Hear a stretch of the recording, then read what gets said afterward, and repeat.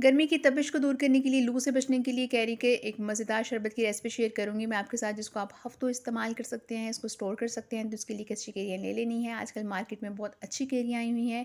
इनको अच्छे से धोकर साफ़ कर लेना है, इसके छिलके उतार कर इसकी आपने इस तरह से कटिंग कर लेनी है। 1 से डेढ़ कप पानी में आप इसको बॉयल करेंगे। 5 से 6 मिनट बॉयल करने के बाद इसमें सौंफ शामिल कर देनी है और इसको इसी पानी के साथ हमने ड्राई कर लेना है। और जब ये ड्राई हो जाए अच्छी तरह से, तो इसमें हमने 1 प्याली पुदीना शामिल कर लेना है और इसको इसी के साथ ब्लेंड कर लेना है। अब इसकी हमने चाशनी तैयार करनी है, तो उसके लिए 1.5 कप मैंने पानी लिया है, तो उस 3 इसमें हरी इलायची इसमें शामिल करेंगे और साथ ही इसमें 2.5 कप मैंने चीनी शामिल की है। इसको अच्छे से मिक्स कर लेना है। इसका एक तार का शीरा नहीं बनाना, सिर्फ हमने चीनी को इसमें डिज़ोल्व करना है।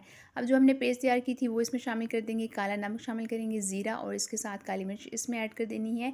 आप इसमें 1 चम्मच सिरका भी शामिल करेंगे ताकि ये ज़्यादा देर तक महफूज रह सके। जब ये थोड़ा सा ठंडा हो जाए और इसको आप बॉटल में शामिल करें, मज़ेदार करी का शरबत तैयार है। वीडियो अच्छी लगी हो तो लाइक, शेयर और